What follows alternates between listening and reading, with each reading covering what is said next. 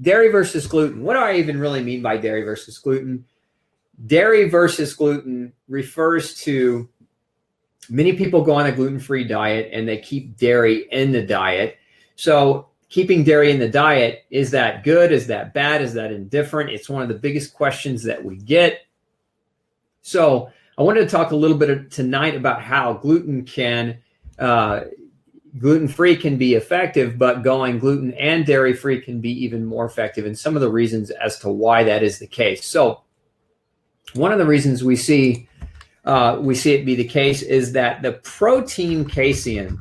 Now, casein is, it's one of the primary proteins found in milk, and that being the case, casein, what I'm talking about right now, is oftentimes going to look like gluten. So for many people, especially depending on the type of casein and the type of cow's milk that we're talking about, the casein from A1 cows, and I'm getting into the genetics of cows. There's a type of cow called a Holstein, and this type of cow, which is a European descendant cow, was brought over to the United States and used as a predominant milk producer because they're milkers. These cows pump out a lot of milk, and so you get more milk from the cow than you can from other types or other breeds of cow.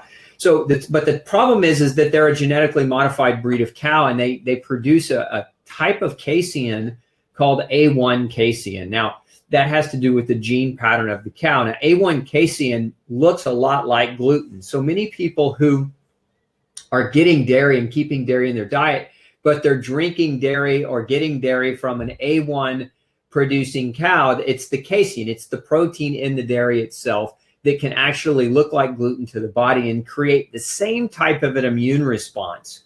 So again, that's one element of why going dairy-free and gluten-free can be very, very beneficial. But one of the other components to consider, so it's not just the A1 casein. Now that's one element, but it also has to do with some of the proteins that are found in dairy. One of them is called caseomorphin. Now, caseomorphin, let's type that in for you, is a type of protein that looks and acts a lot like morphine. So we have another protein found in grain called gluteomorphin that does the same thing. But what this can do is it can create the stage, it can set the stage for a very, very addictive quality to the dairy. In essence, people can become addicted to dairy through the action of caseomorphin, which acts like morphine. And so what it does is if you're one of those people that, you get dairy and you feel really good about life and you feel really happy, this is probably the caseomorphin working on your brain, working on your neurotransmission. So keep that in mind. The caseomorphin, again, it's a type of protein is a subprotein found in the casein itself that can create an addictive property, but can also create kind of a morphine-like effect, so a calming or soothing effect. There's some newer research that shows, just like morphine is a pain reducer, that caseomorphin for some people with gluten sensitivity actually hinders the pain. In essence, they're eating the food that causes the inflammation that leads to the pain, but the morphine quality of the food actually suppresses the pain, so they don't feel bad when they eat it. Because we'll get this a lot from people too who are having this response. They say, you know what, I really don't feel bad or have pain when I eat it. It's because, remember, morphine is a pain blocker. So if you are taking in and getting lots of the morphine-based proteins, the gluteomorphins, the caseomorphins, you're actually inhibiting the pain as it's being created. And so you may be relatively asymptomatic during the consumption of that dairy. So again, that's something to keep in mind, again, with dairy. So what is one of the other reasons that we might see dairy potentially being a problem? One of them is called meat glue. Now, I've talked about meat glue before, but I'm going to talk about it a little bit more tonight. Meat glue, its other name is microbial transglutaminase, MTG for short. So if I type that up for you, you can go do some research on it. Microbial transglutaminase. It's a food additive. It's actually one of the food additives that's used to process dairy. So there it is on the screen for you to see.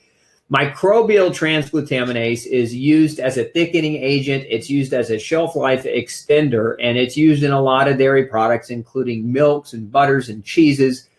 And again, it's used predominantly for texture. It's used predominantly for preservation. Now, MTG treated foods, understand what MTG is. It's an enzyme made from bacteria. That's why microbial, right? Bacteria transglutaminase. It's an enzyme made from bacteria that they treat, that food manufacturers treat the food with. And dairy is one of the more commonly treated foods.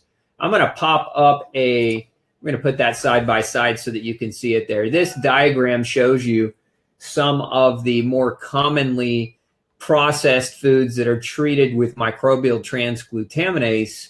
And you can see there dairy being on the top of that list. Meats, dairy, processed foods, seafoods, and restaurant foods oftentimes will use this enzyme. But number of studies have shown that foods treated with microbial transglutaminase cause an inflammatory reaction in people with gluten sensitivity, meaning that people with gluten issues tend to react to the dairy products that are treated with MTG. So again, if you're going and you're buying, gluten-free dairy, by all means, right? Gluten-free, but you're buying it, and even if it's organic, but it's being treated with MTG, then the problem is going to be that you could potentially react to it because of the way that the enzyme interacts with it, making it look, again, more like gluten to a person with gluten sensitivity. So if you're a big dairy fan, you're on a gluten-free diet, you feel better, but you're still struggling, this is where those of you who struggle with dairy might consider and probably need to consider getting it out of the diet so that you can make a full recovery, so that you're not reacting to the dairy the same way you could potentially be reacting to the gluten. Now, keep in mind, again, this diagram that I've got up on the screen for you, keep in mind that that also illustrates other foods. It's not just dairy, but again, I want you to know that the connection with dairy. So that's one of the reasons why we might see a person reacting to dairy as well. Let's talk about a few of the other reasons. Let's see. Before I get into that, we got a whole bunch of new people tuning in here. Vicky Rogers is tuning in. Lisa Morris. Dairy messes me up more, she says. Thank you, Lisa, for that comment. Some people just need to hear it. Matthew from Fort Wayne, Indiana, welcome. Julie, I am gluten and lactose and fructose free. Tracy Elizabeth, hola back to you, Tracy. Jennifer, raw milk is okay for me, but store milk, frowny face. Let's talk a little bit about, again, let's get into some of the other reasons why dairy can be a big, big problem. One of the reasons has to do with gluten in the diet of the cow or the animal. So now I want you to understand, this has not been studied. Nobody has done a study that measures the content of gluten-based proteins in dairy. Nobody's done that study. However, what we have done is we've done the studies on human milk. In essence, there are a couple of different really good studies that show that there is gluten that passes from the mother's diet into the breast milk. And I've had this, I just had this week. I had a patient this week in the office. Her other doctor told her, shame on that other doctor, but he said, quit breastfeeding. He said, your son is allergic to your milk and you're doing your son damage. And I'm like pulling my hair out going crazy, because children are not allergic to breast milk. Now, children can be allergic to what mom eats because that can pass into the breast milk. And as in the case of gluten, if mom is eating gluten, that gluten does show up in the breast milk. And so if the baby's gluten sensitive, that can do harm to the baby. So this is not me saying don't breastfeed. This is me saying if you are a mom and you're breastfeeding and your baby's reacting to your milk, don't quit breastfeeding. Analyze the allergic response. And depending on the age of your child, you can analyze it in your child, you can then analyze it in yourself, but you need to find out what the allergens are and get them and remove them from the diet so that the milk is more tolerable, because breast milk is infinitely by far a much better choice than using any of the formulas. Remember, most of these formulas are loaded with corn syrup, genetically modified corn syrup, loaded with other sugars, loaded with chemically derived proteins and synthetic vitamins that are not a substitute for real human milk. So they're a far cry away from what your baby's nutrition should be. So keep that in mind. So again, not me advocating to not breastfeed, but me advocating that any of you breastfeeding that have babies who are reacting to your milk, get your baby allergy tested so that you can know what you need to remove from your diet so that those proteins are not passing through into your milk. So going back to the milk, we know that in humans, gluten passes through into the milk. We don't know that about cows, but I like to err on the side of caution. We don't know it about cows. And what's the primary diet? Depending on the type of cow you eat. If you're buying organic milk from the grocery store, understand that that cow is being fed organic grain. Organic grain. That means gluten is coming into that cow's diet. Whether or not the gluten proteins are showing up in the milk, nobody can truly say because it hasn't been studied. But I have seen patient after patient after patient react to even organic milk as a result of, again, grain-fed animals. So that in essence, if the milk is produced from a grain-feeding animal, I've seen patients reacting to that milk, even if it was organic. So again, something really, really strongly that you want to consider. Another consideration, so again, gluten in the diet of the cow. Another consideration that we want to keep in mind is, very simply put, the concept known as, or not, it's not a concept, it's a reality, but it's lactose intolerance. Now, many of you have heard of lactose intolerance before. Lactose intolerance is basically, it's the inability to break down the sugar in milk known as lactose. So we all make an enzyme, humans make an enzyme called lactase, and that enzyme breaks down lactose so that we can digest it. However, humans beyond the age of 3, they make less and less of this enzyme. So many people start to become more and more lactose intolerant as they age.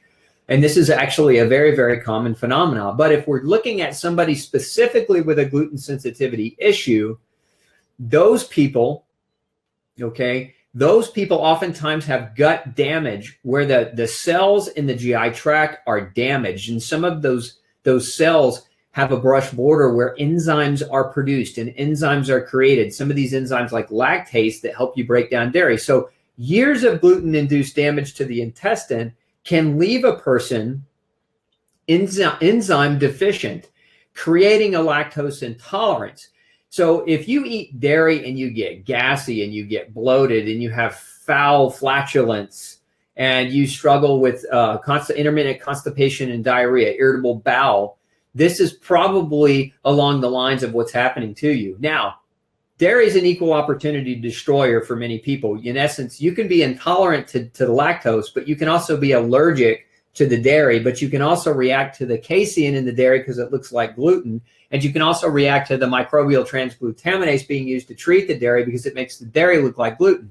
So again, all of these different factors can play a role in why dairy is not necessarily this ideal food choice for you if you're embarking on a healing diet. If you're going gluten-free, remember, why are you going gluten-free? Most people go gluten-free because they're trying to heal. They've got years of gluten-induced damage, and they need a diet that's going to help them heal. And so we want to minimize foods that are gonna contribute to an inability for that healing to occur, or that are going to interfere with that healing, or that are going to put more stress on the GI tract and create a problem. So I want to talk about a couple of other things around dairy. So we've talked about a number of points, but I also want to talk about, we've been talking about cow's dairy, but a lot of people gravitate more toward a goat dairy or a sheep dairy, or they gravitate toward what's called an A2 milk. You heard me mention A1 a moment ago. A1 versus A2. So A1 versus A2. A1, again, it's a type of milk that comes from a genetically modified Holstein cow that can look like gluten. So when people drink that milk, that casein can resemble gluten. Whereas A2 generally comes from a non-GMO cow, typically a Jersey cow, where we're getting non-GMO protein in the case. In essence, the casein is not disrupted, or it doesn't look as much like gluten. So some people can tolerate raw A2 milk just fine, and it can actually be a nourishing food. There have been some patients with chronic, ulcerative colitis and Crohn's disease who actually do really, really well with A2 fermented milk as a source of probiotic, but also as a source of nourishment. So again, it's a possibility that you can do well with dairy, but if you're going to do any dairy at all from a cow, it does need to be A2. And my advice, and I might be going against the grain here, but literally against the grain, But my advice is to use it in a non-pasteurized way, or if you're going to pasteurize it yourself. Boil it on your own stove. That way it's not being ultra pasteurized, because what happens when you overheat milk or when you take the temperature too high is you denature a lot of the valuable proteins that actually are in it. And so what you're left with are denatured proteins that can potentially trigger and cause more of an inflammatory response. So aside from the fact of if you're getting A2 milk, again, raw versus pasteurized, you do want to consider, potentially non-pasteurizing that milk, in essence, taking it in raw, because it can be much safer. Now, I know a lot of people will say, well, wait a second, why did we start pasteurizing milk in the first place? Weren't there problems with bacteria and disease-causing bugs? And the answer to that question is yes and no. You have to know the history of milk to really understand it. Understand that there was a time where milk was being processed and then it was being shipped long distances without being pasteurized. And so by the time it got to where it was going, yes, it had bacteria problems. Yes, there were issues there were potential human pathogen-based bacteria that could be spread through the milk.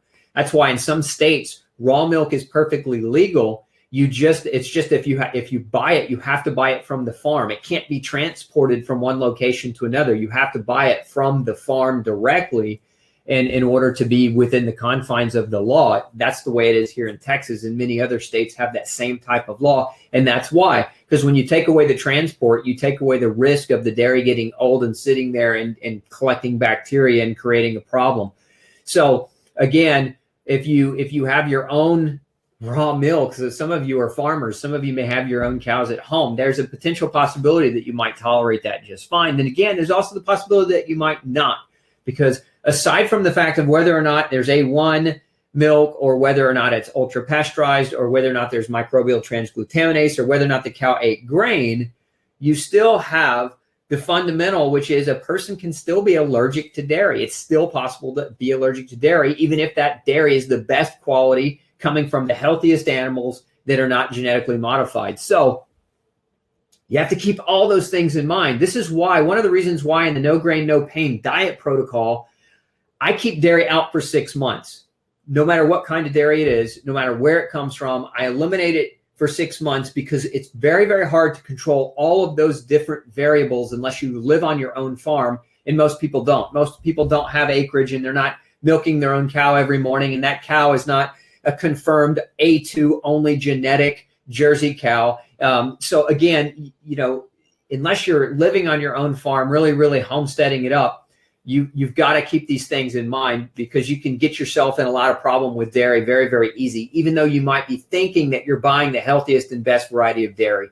And so, whether you're shopping at a Whole Foods or a Natural Grocers, or whether you're shopping at Trader Joe's or any of these others like Sprouts, where you can get a better quality milk, it still could very much potentially be a problem for you for all of those reasons.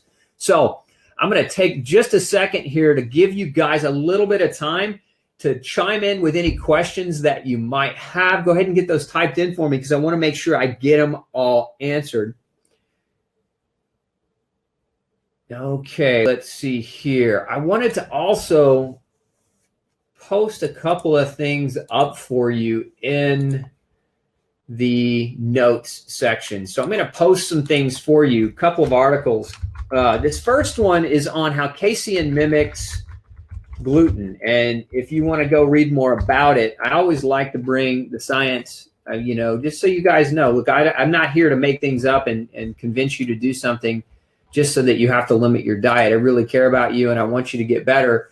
I mean that from the bottom of my heart. So I want you to understand that, a lot of the decisions that I make with my patients in my clinic, and that when I'm thinking about writing books, etc., that all of that is research-based, but it's also experience-based. So I'm fortunate in that I live in both worlds. I live in the clinic, but I also live in the world of research. So I get to have kind of the best of both worlds from that perspective. So what I just posted for you is relating to some of the studies on that casein mimicking the gluten. Now I'm going to post up for you another article on some of the other downfalls of dairy that we know about in the medical literature, but also that I've experienced directly with patients. I recently took my son, and I say recently, it's been a couple of years, but we were up in Wisconsin, and we were visiting a dairy farm. And I wanted to take him to a dairy farm because I wanted him to experience what actually happens. So this was one of your traditional dairy farms, right? The cows were coming in on each row, and they were basically being lined up. They got connected, their breasts got connected to the pumping machines, and it was just constant pumping. And these cows, actually took a picture in that post that I just put up. That's actually a picture from the dairy farm that I visited, but you can see their feed. Most of it is grain, and it's genetically modified grain. And that's another element about dairy that we really even haven't talked about yet.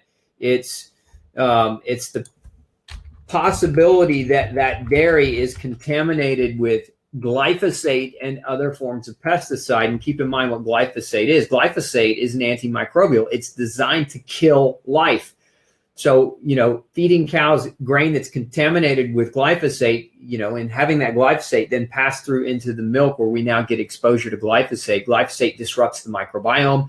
Glyphosate can disrupt serotonin production in the GI tract, leading to irritable bowel syndrome. Glyphosate's a metal chelator, so it can cause selenium and molybdenum deficiencies. There's all different kinds of things that glyphosate in the feed that the animal is eating can do. So if you're taking in that milk, you're potentially taking in that poison. So just again, we didn't mention that earlier. And glyphosate is not the only one. There's another big one, and I talked about this a couple of weeks ago in our episode on hormones. We talked about the herbicide atrazine, which is a known artificial or is what's called a xenoestrogen.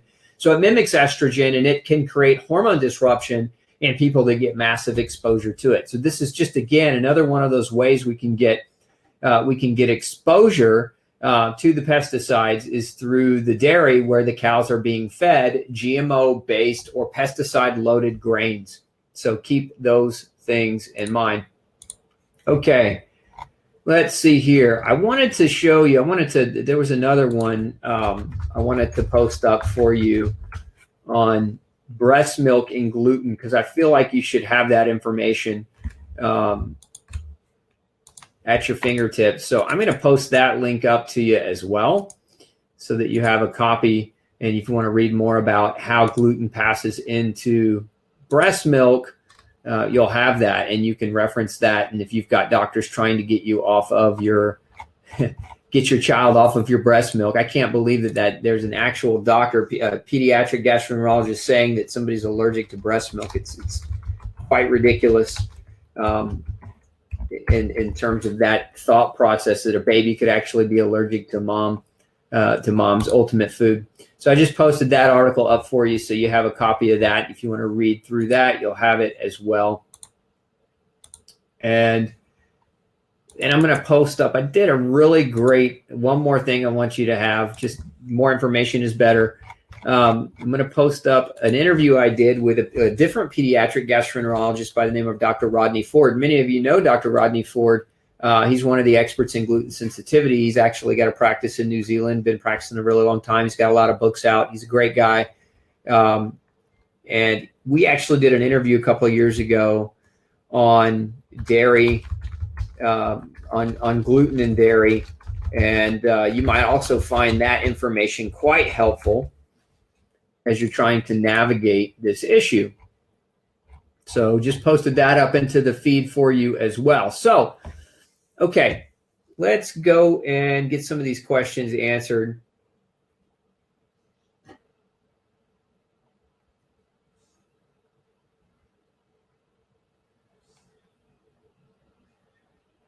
Okay, so Christy's asking, I stepped away. Christy, why did you step away? You're missing such great information. No, I'm just kidding. Did you discuss other types of animal milk, i.e. goat? No, I did not discuss goat and sheep. Now, I will discuss goat and sheep. Now, goat and sheep dairy can tend to be just as problematic depending on the diet of the animal itself. So one, we want goats that are grazing if we're doing it. Same thing with sheep. We don't want a ton of grain in their diet. It's just not, that shouldn't be a staple in their diet. Particularly, they should be grazing on organic fields. But beyond that, remember, it's still possible to be allergic to these types of milk, and the proteins can be quite similar. So if a person has a reaction to cow's milk and they're gluten sensitive and they're struggling with their health, again, this is one of the reasons why in the no grain, no pain protocol, I keep dairy out.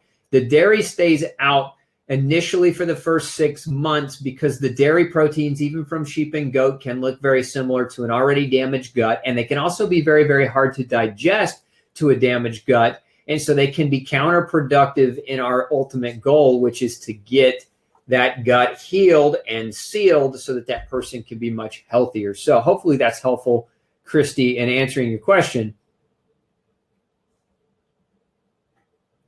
So Coco, is Hashimoto's a direct result of leaky gut? Gluten and dairy are big triggers for us Hashimoto's? Question mark. Yeah, it can be. So is Hashimoto's a result of leaky gut? Hashimoto's is an autoimmune low thyroid, right? And there are four triggers, not one. So dairy's not the only trigger. Leaky gut isn't the only trigger. The big fundamental categorical triggers for autoimmune disease, including Hashimoto's, number one is infection. So that could be a yeast infection, a bacterial infection, a parasite infection, a viral infection.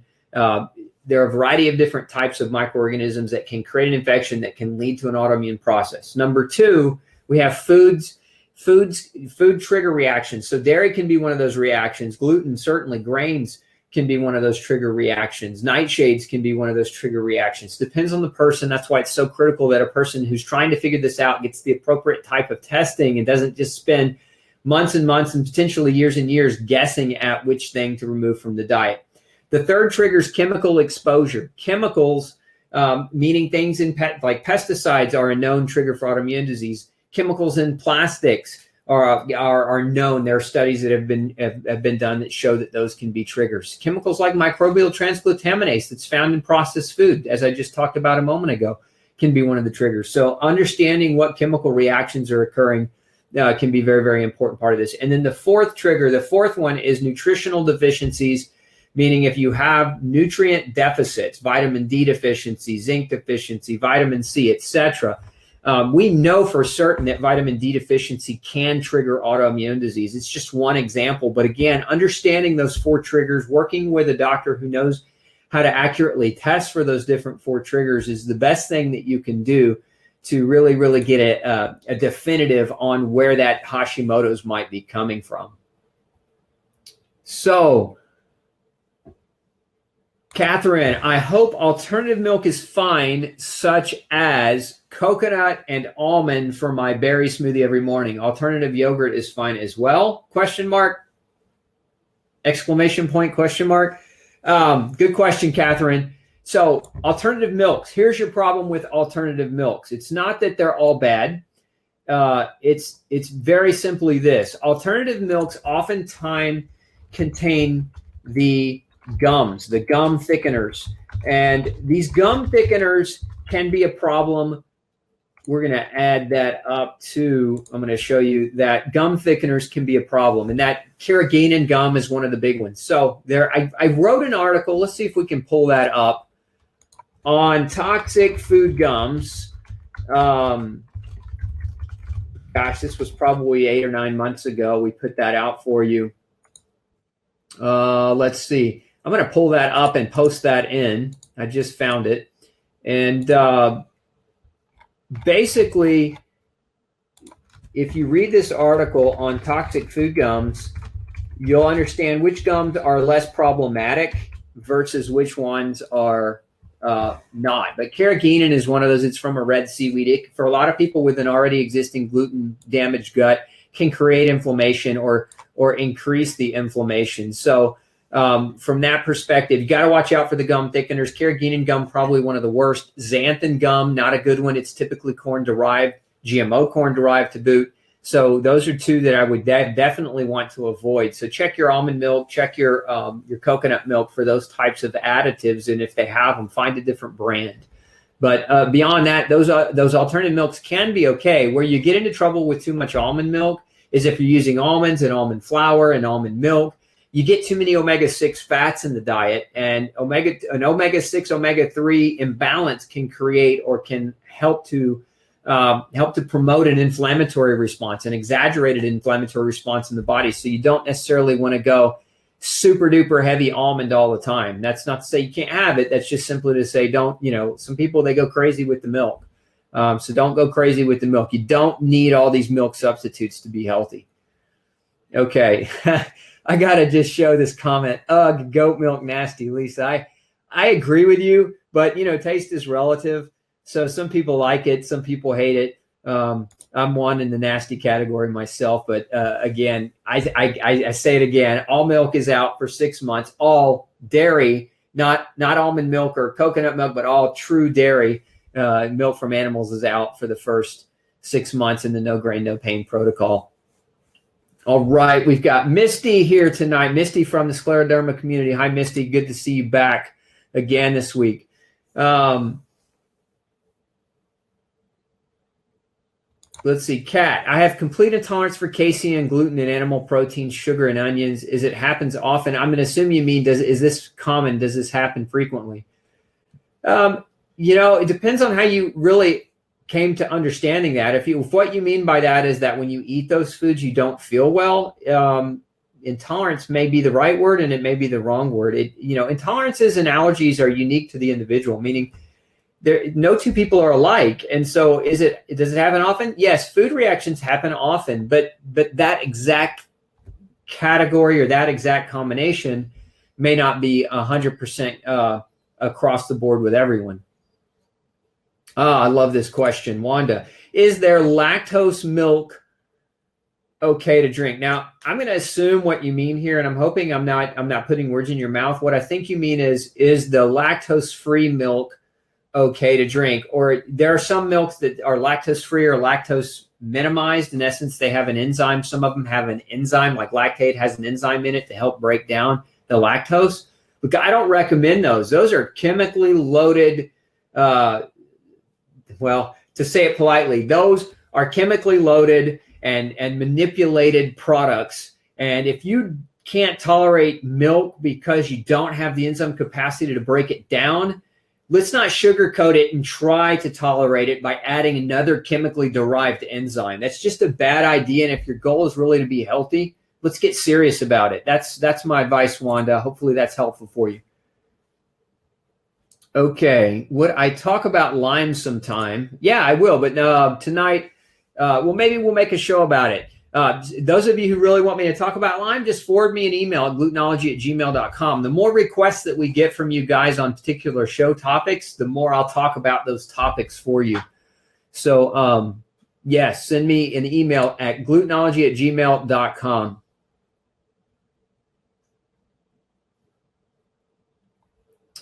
Okay. Beverly says hello. Hi, Beverly. Let's see here. Grew up on okay. Deborah Ashby. I grew up on farm fresh milk delivered to our door. Had no issues with that. Look, a lot of people say the same thing. I don't necessarily think milk is the devil. I think it has become the devil through a lot of the processing, the way we feed the animals, the way we treat the animals, the way the milk has processing issues and ultra pasteurization issues.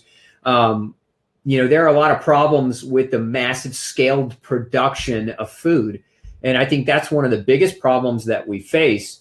And the secondary issue to that is a lot of people, once their whole diet and their whole life has been massively scaled processed food, they're in horrible condition. Their gut is wrecked. So even healthy, strong, quality milk is still sometimes too challenging for those individuals to tolerate.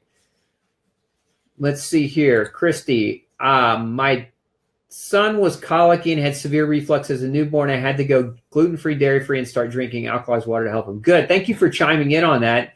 So that's the case with a lot of kids. Look, the kids are not necessarily allergic to the milk. They're allergic to the mom, to what the mom is eating. So we have to keep that in mind. Let's see here.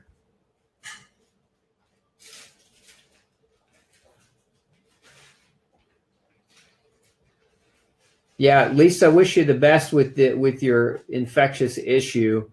Let's see.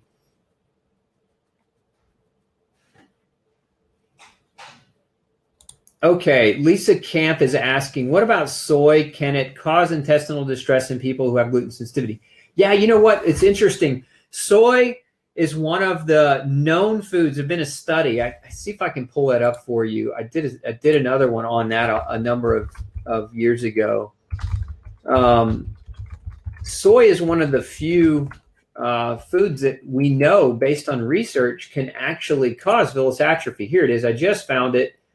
I'm going to post this up for you if you want to read a little bit more about soy. Give me just a second here.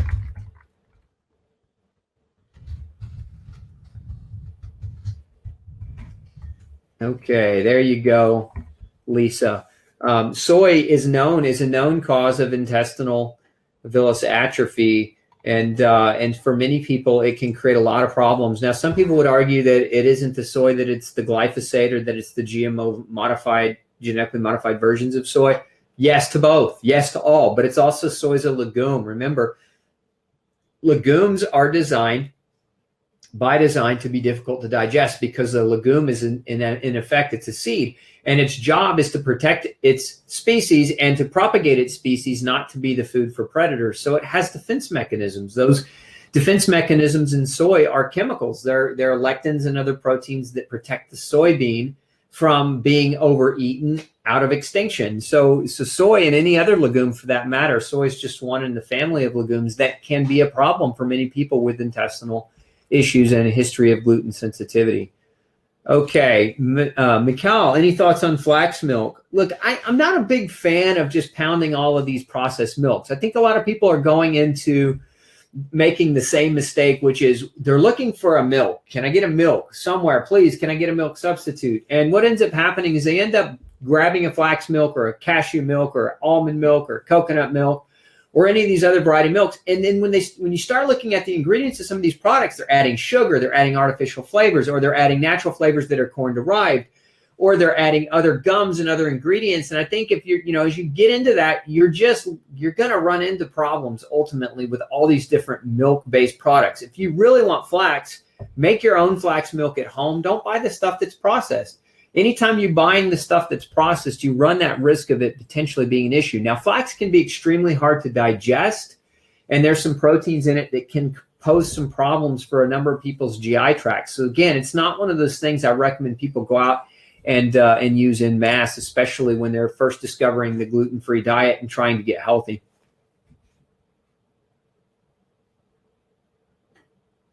Okay, let's see here. Man, all of you are loving the Lyme conversation, so maybe we'll have to dive into that one of these weeks for sure. So Julie, about the Lactate milk brand, I just mentioned that I didn't like that. Those are horrible ideas. Adriana is asking, are there any okay whey proteins you can suggest? Or is it best to stick with eggs, white, or pea protein? Asking for my husband for post-workout. My experience, fundamentally, the absolute best post-workout protein I've ever found is from hydrolyzed beef. And it's not whey at all. Whey has a tendency to, a lot of the wheys are highly processed, and the processing of many of these wheys, not very good. I've not yet seen a solid whey-based product that was truly grass-fed, organic, grass-fed, grass-finished type of cow whey protein from an A2 cow. So it's not something that I really recommend a whole lot of. I can post up what I do recommend. We have something called Ultra Pure protein and we're talking about workout recovery here. So this is what I recommend in terms of workout recovery, because the nitrogen score of this protein is bar none. It's better than any. And so when you're talking about working out and muscle recovery, you want high nitrogen, high biological value protein. Here you go. Protein for recovery. You want high biological value protein. You don't want low biological value protein. So if we're talking about like the pea proteins and the hemp proteins and some of the other ones, if we're talking about workout recovery, that is your better bet. Good question. Pamela is asking, is that why pre-made protein shakes make me nauseous, like the lactate milk? I don't know. It depends on what's in the pre-made protein shake. A lot of them are soy isolate or whey isolate. Horrible, horrible stuff. Again, you using that other protein, you shouldn't get nauseous unless you have a problem with stevia, and some people do. Some people have a problem with stevia. It makes the tummy upset. But beyond that, yeah, that's a possibility, Pamela.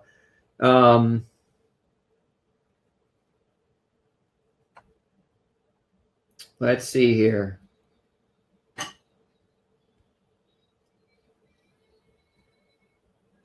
So Andrew, I'm just going to say this. I'm not doubting what you're saying about the flour that you purchased that is organic, and I'm going to assume you mean a grain-based flour.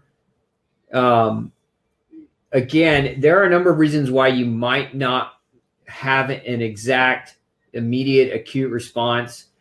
And one of those I talked about earlier, which is the gluteomorphin. The morphine-based proteins, some of the grains can actually suppress the symptoms that you might feel. Now, if you're eating other types of grains that you react to immediately to, there are a number of reasons why. The processed ones, one has to do with glyphosate and atrazine. One has to do with the hydrolyzed types of fats that are added. One has to do with the genetically modified sugar that are added to a lot of these. One has to do with the way they brominate many of these flours, adding bromine to them.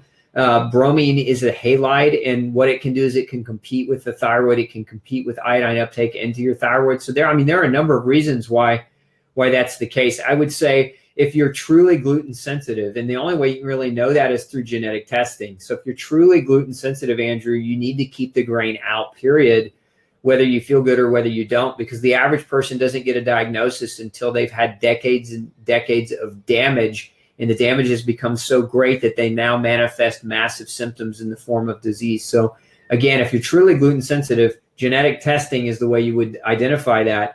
Then keep the grain out, whether it's organic or not. But it's possible that you're not gluten sensitive and that you were reacting to some of those other things in some of the processed types of grains. So I hope that's helpful for you.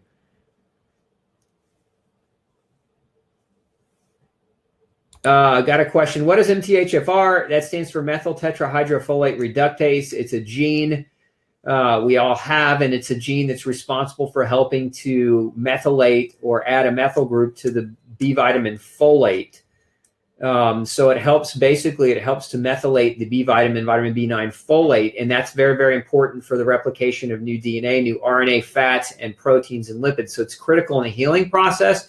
It's critical in the production of dopamine and serotonin. It's critical in the detoxification process because you need that folate to basically be able to properly metabolize methionine and homocysteine into glutathione and into bile acids, and as well as to bind and metabolize sulfites into sulfates, etc., so that you can detoxify. So this is a very, very important gene. However, that being said, Kayla, a lot of people overplay this gene or give this gene too much credit. This gene doesn't work alone. It works with a whole battery of other genes that are important for the methylation process. So if you've got a mutation in MTHFR, you don't necessarily need to supplement with methylated folate for the rest of your life. It's more important that you get some other genetic testing done to get a more comprehensive picture of what your methylation needs are and should be. All righty.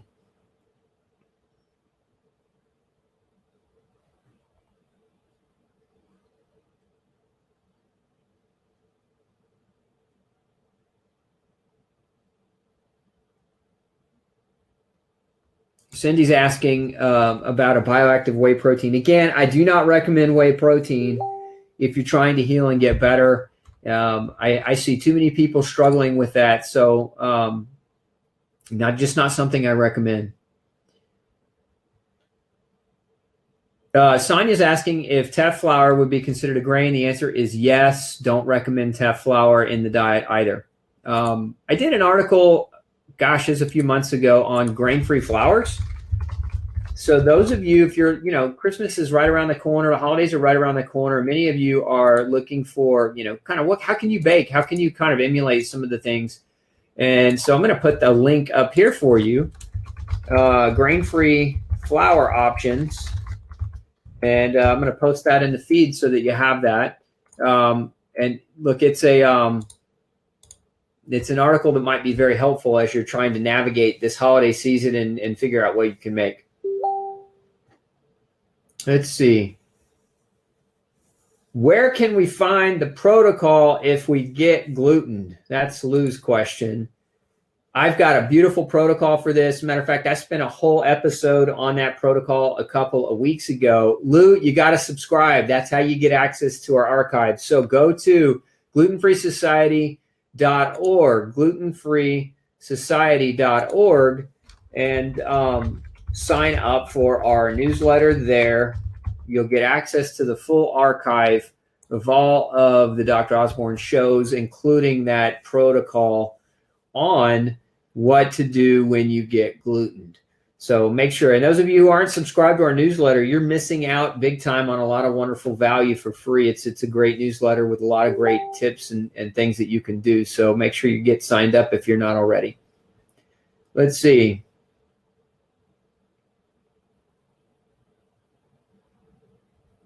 Let's see. Somebody, it looks like Shelly. Wow, that's a big, long phrase there. I didn't skip your comment on hemp CBD oil.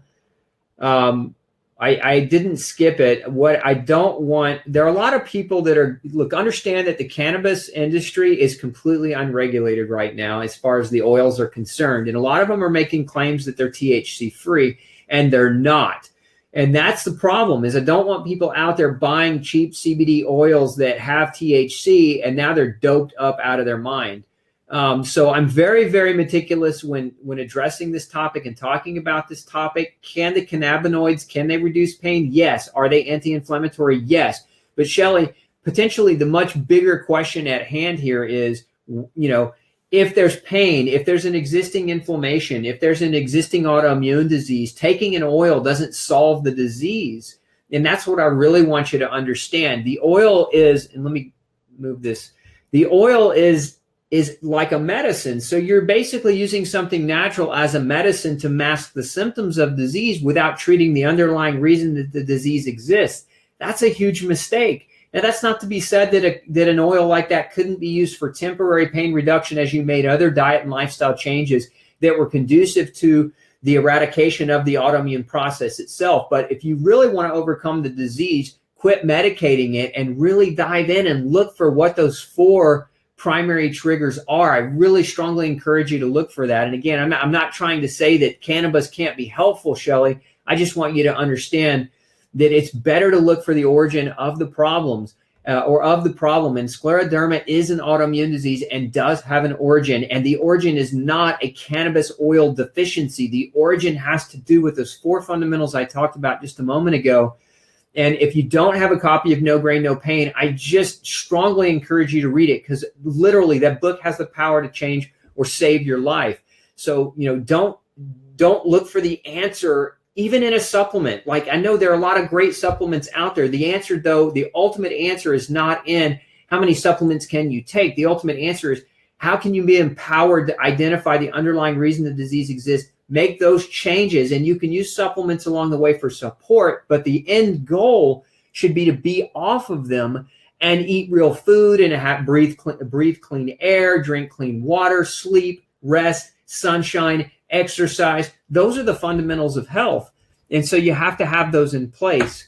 And if we get caught up in using too many different products as things that mitigate pain, then we can get into a problem where we're not making the real changes that need to be made. So again, not at all trying to pick on you. I just want to help you. So I hope that was helpful. And I hope you understand I wasn't trying to ignore your question. Okay. All right. Well, wow, I got to the end of the questions. That's maybe a record. So again, those of you who are tuning in, maybe this is the first time you're listening to the show, go make sure you subscribe to our feed over at glutenfreesociety.org. You can also visit me on YouTube at Glutenology. Our channel is Glutenology, and you can learn more there. There's tons of great video information for you to check out and learn more from. And those of you who were late to the game, I got to show this to you because I'm super excited about what we were doing earlier this week in Texas, where we just get snow once every 10 years or so. I was able to build myself a 2-foot snowman with a pine for hair and rocks for eyes and a wooden smile. So we had a great time, my sons and I, out there playing in the snow that we get once every 8 to 10 years. Just wanted to share that moment with you. It's been a great night, been a great episode. Hope you guys have a very, very wonderful week. And we will see you back next week for another episode of Pick Dr. Osborne's Brain. Thanks so much, and send your comments to glutenology@gmail.com if you've got show ideas. We want to know what you want to know. Have a great evening.